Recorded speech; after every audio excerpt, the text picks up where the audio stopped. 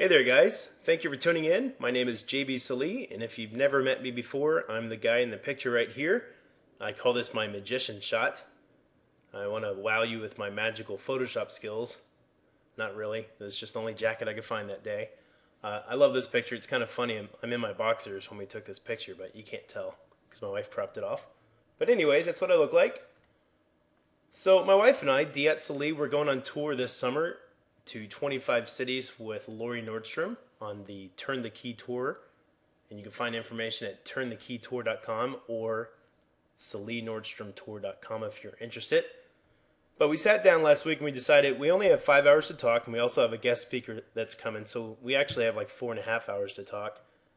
We said we're not going to have a lot of time for Photoshop, for posing, for lighting, for teaching all the fundamentals of photography. So we decided to do some bonus material, and this is the very first one on Photoshop with yours truly, JB. And let's get started. So I just want to take a basic image. This one right here we shot last week of one of our clients. Very beautiful bride. And we shot this backlit with no strobe, no off-camera lighting, no video light on purpose because the room that she was in was so small. The strobe was just bouncing around way too much, and it was filling in way too much that we didn't want filled in. So we decided this would also be a great image for teaching purposes to show how you can make some magic light in Photoshop and make this a beautiful image. So we'll take this before and after. This is what it's going to look like afterwards. And here's a couple little grunge things we're going to put on top to make it look like that. So let's get started. Let's take this raw file right here. We're going to go into Photoshop. We're going to make 2 different exposures. Here's the default, straight out of the camera, what it looked like. So first I'm going to expose for the background. So I'm looking at all this white space. I want to keep a little detail in there. I like the dirt on the window, so I want to make sure it's in there. So let's take the exposure down just a little bit. Add just a little bit of recovery. A little fill light for those shadows. Contrast looks pretty good. Let's take the clarity up just a bit. Right there. So it looks great. So we're looking at just the background, just this overexposed area. I'm looking at my histogram here. I have just a little spike in the highlights, which is okay. I'm not too worried about that. But everything else looks pretty good throughout the highlights and midtones. So I'm going to open this one up.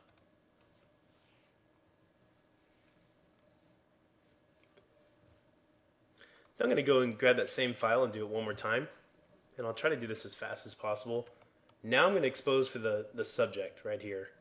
So exposure up a little bit, fill light up just a little bit, more contrast, move the temperature down just a bit. I like a little blue and green in my shots, make it look more antiqued.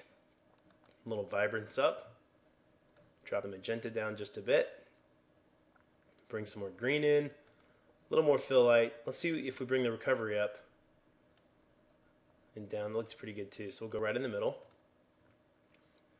Now I'm checking the histogram, looking pretty good. There's not a lot of blacked or blocked up shadows right here. So right here we have detail in our shadows. That's what I'm looking for. Maybe just a little bit more fill light to bring that out. And a little more contrast. That's perfect. So we're going to open that image up as well. Now if you've ever seen me teach Photoshop, I don't use layer mask. I know a lot of people think I'm crazy. It's just what I do. Okay, so let's act like we didn't shoot this raw. If this was our file straight out of the camera, here's how I would adjust this in the old days. I'd open my levels up, adjust for the skin tone, bring the shadows down for contrast. Then I'd open up hue and saturation, bring up my saturation, mess with the hue just a little bit to get my desired finish. And that would be what we had to work with compared to the raw file, this one right here. So you can see a big difference in the contrast and the color. This is much more pleasing to the eye. So let's go back and take this original file. So I'm going to take this file right here, drop it right on top, and then close this file. And like I said, I don't use layer mask, so I'm just going to take my erase tool, E for erase. And I'm going to size up the brush just a little bit. bring that erase tool at 90% opacity right up here. And just erase everything away that I want to bring back. So I'm just eating through the top layer to get to the bottom layer. I hope that makes sense. I'm going to go on the subject right here. Maybe drop it down to 60% opacity to go nice and slow.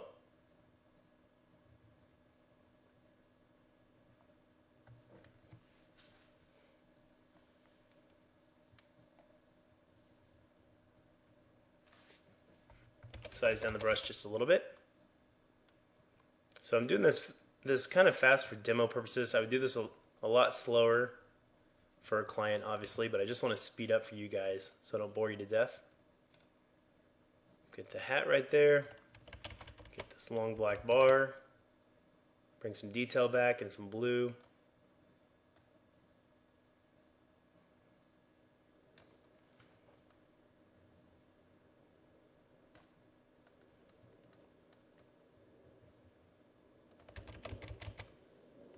Looking good. Alright, so that's looking really nice. So now what I've done, I've pinpointed the focus on this subject right to her face. Everything else is just a little bit darker, except for the blown out background, of course. But your eye goes right to the subject's face. That's the whole point. So here's the before, now here's the after. Much more pleasing. Maybe I'll take just a little bit more off her neck and shoulder. And right on this arm, I missed a little spot. Beautiful, love it. Maybe just the foot. Looking good. I'm going to flatten this. Next thing I'm going to do is take some grunge and throw it on top. So I have some grunge files in here, and anybody that signs up for the tour today off this video is going to get these grunge files and these actions for free.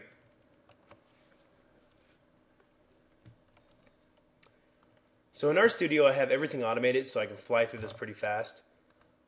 I took this back to scratch so I can show you exactly how to do this from scratch. So there's no secrets here.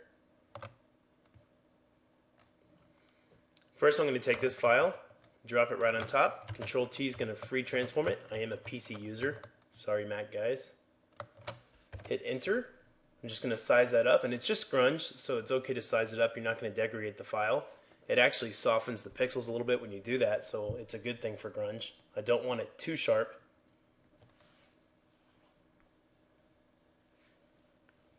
Switch that to soft light, looking good. Drop the opacity down just a bit. Take this next grunge layer, drop it on top, do the same thing. Here's a little trick. If you hit Control Shift and T, it'll free transform it just like the last file.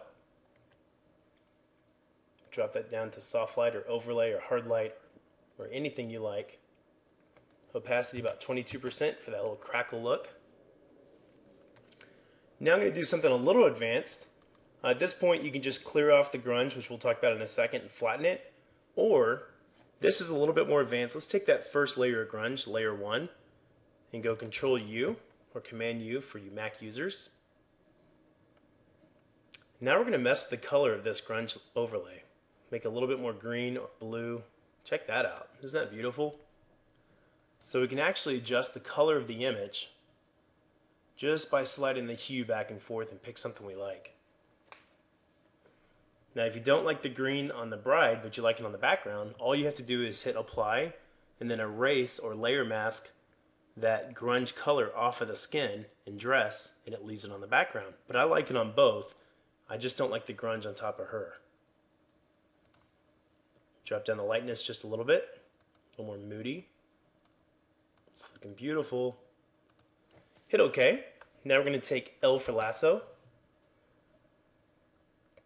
We're going to grab all that skin. I don't want to erase, because if I erase, it's going to take all that beautiful color off the skin and off the dress that we just made. That greenish blue tint. And I want that tint on there, a little antique. Good, we made a little selection. I have some free actions down here for you guys. You can do 250 blur, hit play, and it's going to blur it.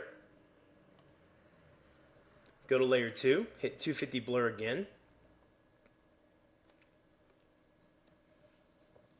Looking good. If you want to know how to make that action yourself, all I did was record that action, call it 250 blur, go to filter, blur, Gaussian blur, type in 250 pixels for my radius, and it's going to blur that entire selection of little marching ants that I made at a feather of 33 pixels. It's going to blur the grunge, but it's going to leave the color. That's the whole point. I want to leave the color. So that's how we made that little action. Just saves a little time. Now I'll show you real quick. If I erase this layer at 100% over the skin on both of those grunge layers, here's what's going to happen. It's going to go back to that kind of magenta look. I didn't want that. I want that green antique-ish look. So go back 2 steps in history. That looks so much better. So I'm loving this look. Layer 2, same thing, Control U for hue saturation. We can mess with the saturation just a little bit.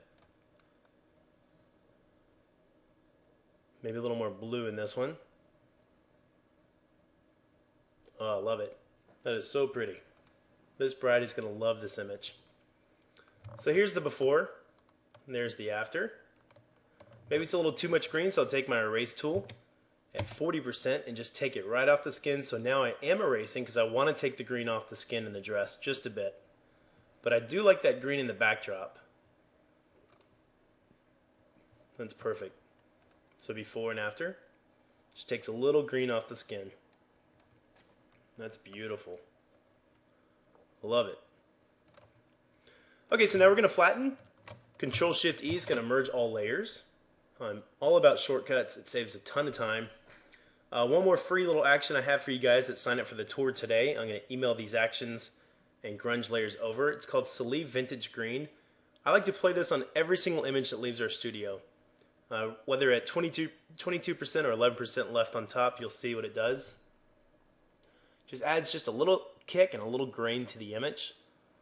It makes it really pretty. So you can see that's way too much. So I'm going to drop it down to 22%. Now here's before, and there's after. Just a little pop. And again, if it's blocking up your shadows, take your erase tool at 100%. And just erase right on top. You'll bring those shadow details back. And there they are. Right there.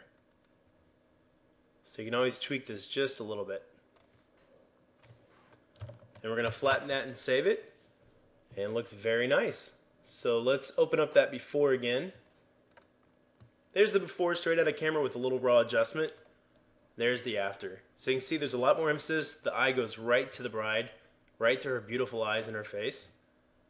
And it's just a very nice, pleasing image. We dulled down the background just a little bit so the attention goes to the bride where it should be. Alright, I hope you enjoyed that first video of many to come. Like I said, for anybody that signs up today, I'm going to give you those 2 free grunge overlays, this one and this one. And I'm also going to send you the before and after files so you can play with it yourself. And also the actions. The actions have cleanup skin action, Celie soft focus, 250 blur, and Celie vintage green, just so you can play with those and see if you like them. So if you want to sign up for the tour, it's turnthekeytour.com.